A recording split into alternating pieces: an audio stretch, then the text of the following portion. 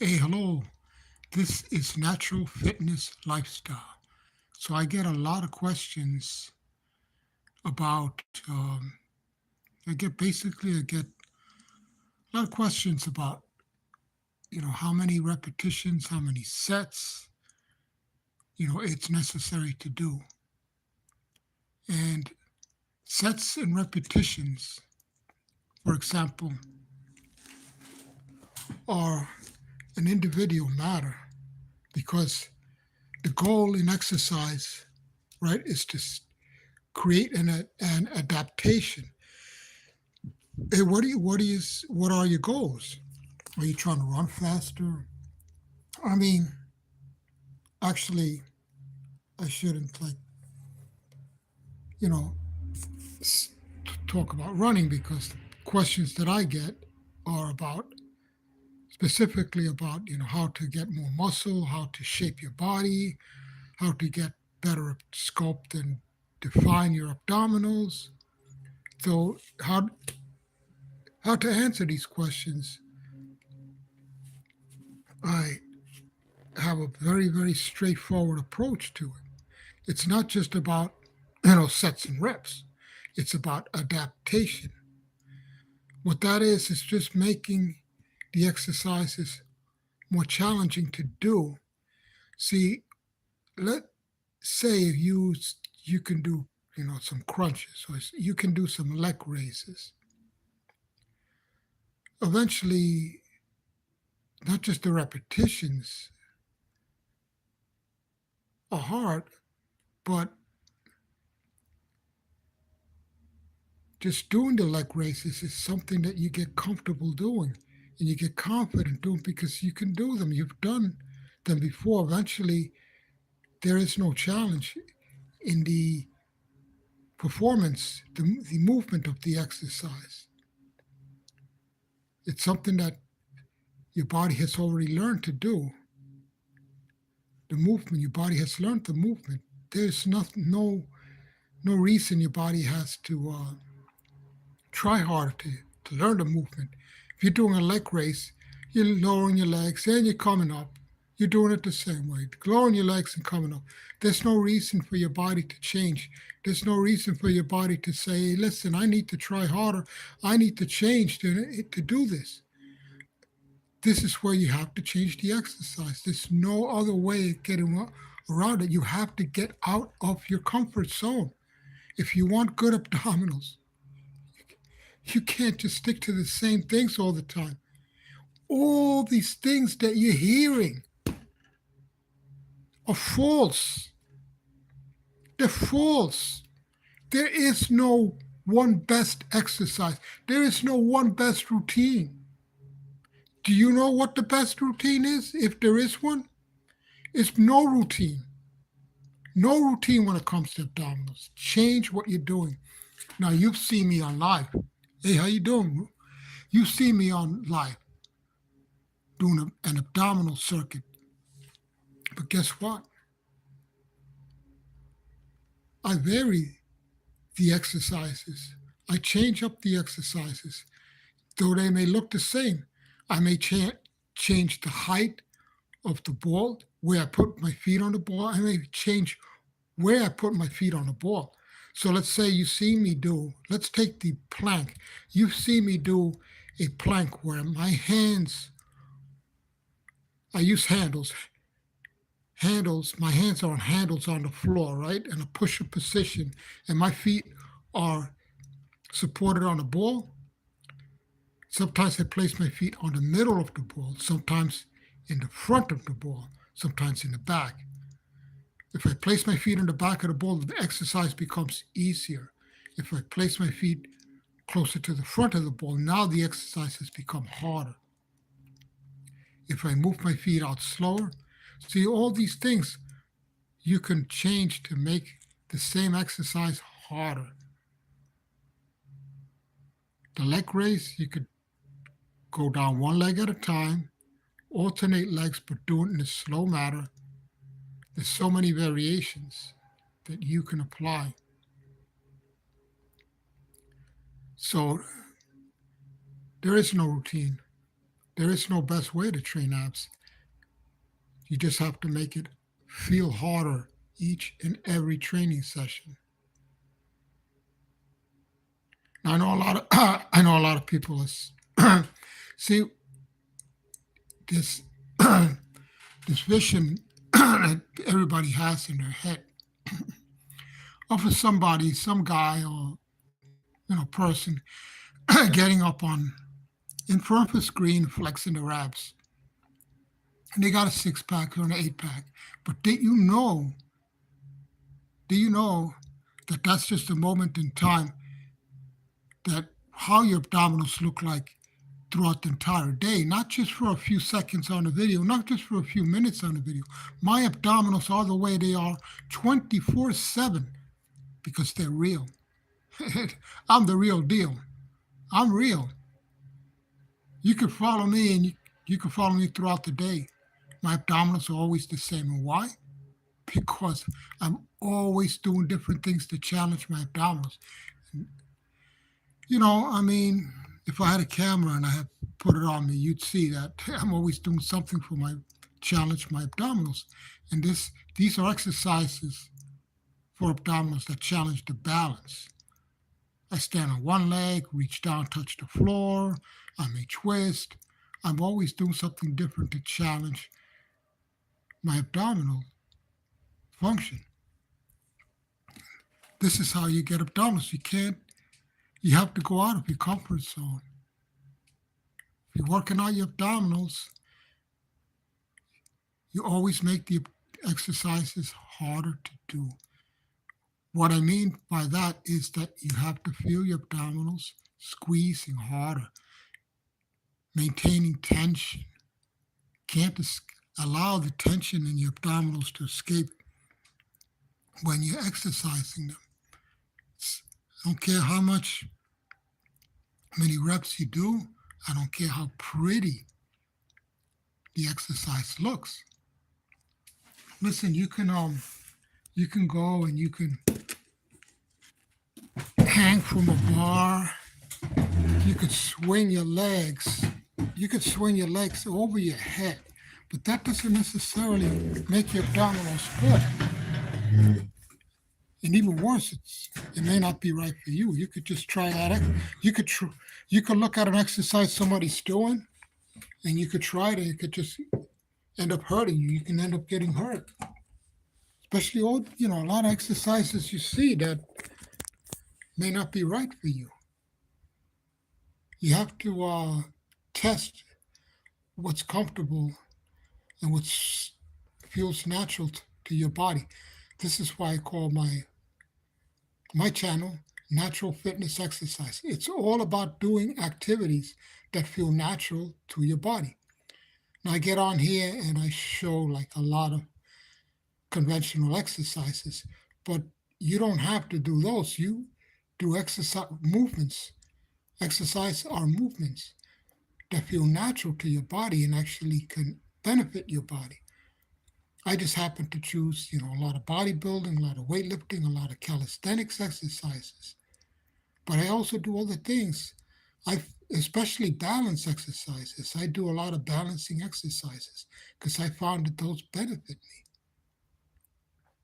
And I found exercises that challenge the balance of one side, of the body, like using one hand. Something as very simple as lifting one leg and the opposite arm in the air. Or that is very beneficial, but how many people do that? How many of you, practice exercises balancing on one leg and reaching towards the floor? These exercises work your abdominals in a way that all these pretty exercises like leg raises and crunches, holding a weight, will do nothing for you.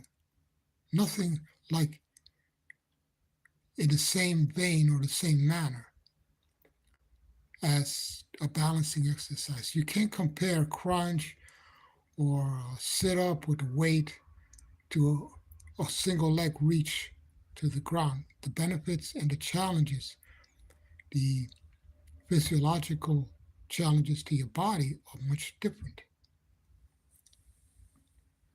So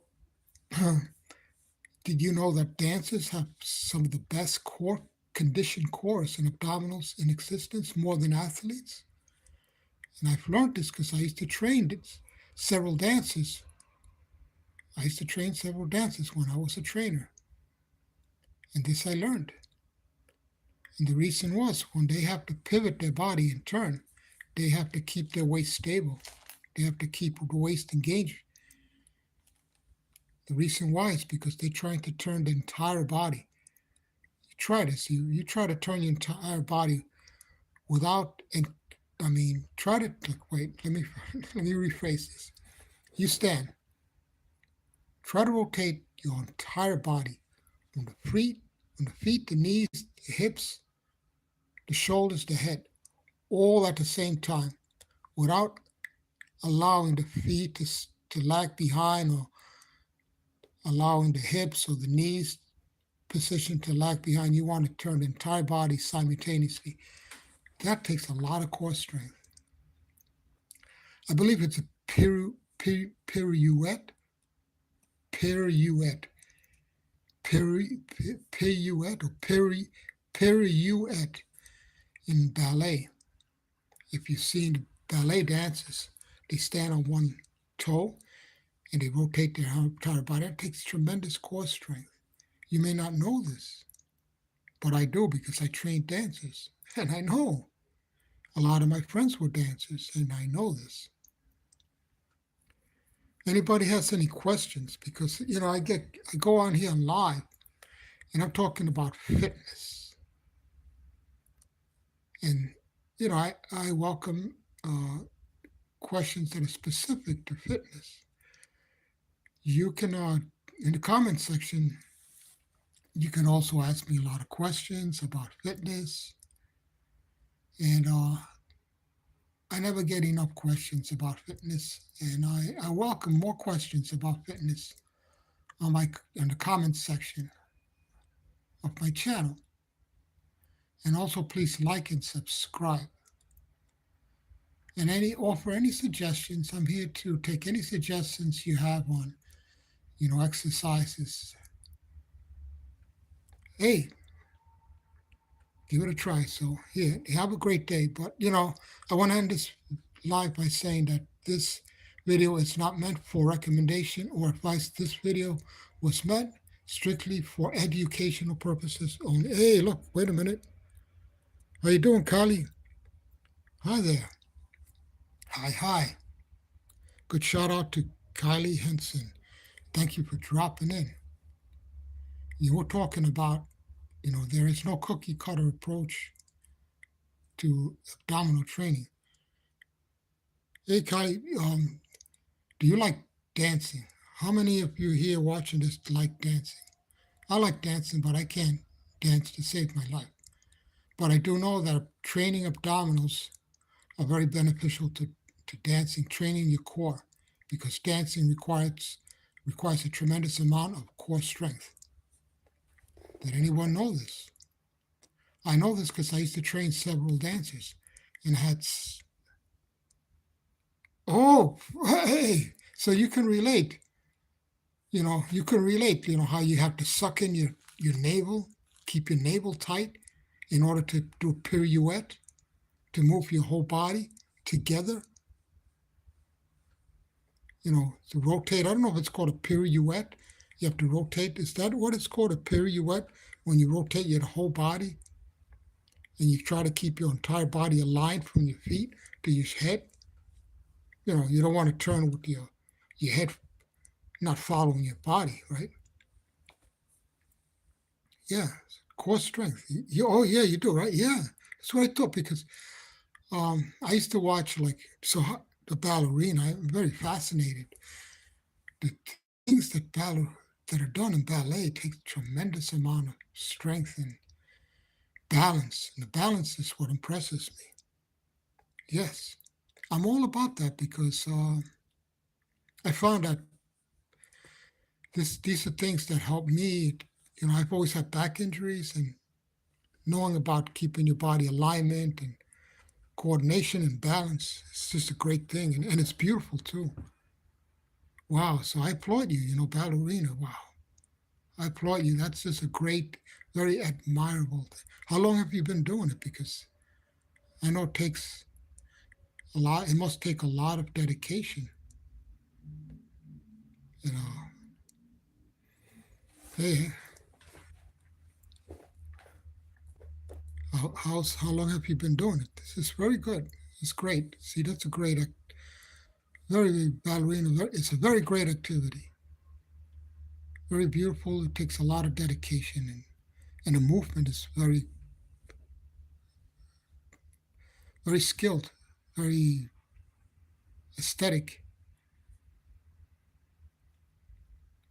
Wow, 2 years. Wow, that's awesome. Keep it up. This is great. It's you must. How did you get into it? I mean, I know a lot of people must watch it. Must I know a lot of people appreciate and admire. Watching a ballet ballerina go through movements. I watched this movie named Black Swan one time. Oh wow, that was something. Hey, hi there. Hey, hi, Elena. How's your day going?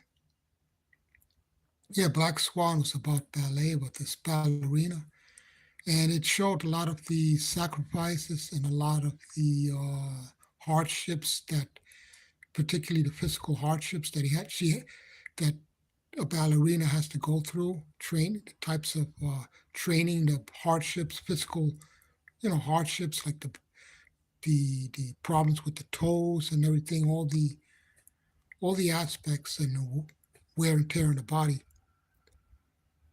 Let me see. I got in was started off with me being 3, and I wanted to be ballerina. So my dad put me. Oh, that's a beautiful. That's so beautiful. Beautiful to hear. Yeah, thank you for sharing it, Kylie. Thank you for sharing. That's beautiful. Anything that you start when you're young in life, it stays with you throughout your whole body, your whole life. Taking up a skill, whether it's physical, any skill, taking up a skill at a very young age makes it stay with you throughout your whole life. It's like I got into like we're talking about you here. It's a beautiful thing that'll stay with you the rest of your life. Yes, that's awesome. Yes, it becomes. I guess that's great to hear. You know, does it make it more enjoyable that it's comes natural? Does it feel something that you look forward to doing every day, and that's good. That's a beautiful thing, and it stays with you throughout your entire life. That the natural. Does it become natural to you? Does it feel natural to you? Almost like combing your hair, right? Wow, that's just awesome. It's a lot of compliments to you, because this is great. This is great. You know, like I said, taking up something at a young age makes it stay with you throughout the rest of your life. When I wanted to be an Olympic champion when I was young. I took up what they do, the snatch and the clean and jerk. You may have seen in the competitions. I started training that when I was 11 years old, but the movements, if I were to train them now, they come back to me because I had that skill. I developed that skill when I was young. So the skills that you practice when you're young stays with you throughout the rest of your life. And it's a form of expressing yourself. Like talking. You express yourself through talking, but you can express yourself right through the beauty of movement. Hey, you have a great day. Really, thank you for sharing this. It's very, very, I really appreciate a lot. Really appreciate a lot.